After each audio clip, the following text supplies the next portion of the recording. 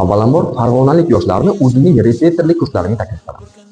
Bu misolga keladigan bo'lsak, ko'pchilik matematiklar shu turdagi integrallarni hisoblashda 5 marta bo'laklar integrallar usulidan foydalanib, juda ham ko'p vaqtni olib qo'yapti. Mana bu sizlar uchun eng eksklyuziv bo'lgan variantni tayyorladim.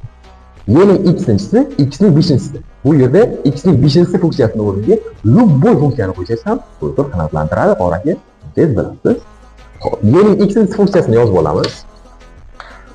Y ning x-inchi darajasi, qavs ochamiz, x ning 5-darajasi, x ning 5-darajasi minus bu funksiyaning hosilasi 5 da x ning 4-darajasi. Yana plus bu funksiyaning hosilasi 20 da x ning kubi.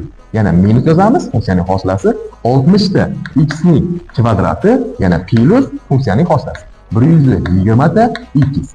Yana minus da 120 plus c. Misolimiz tayyor.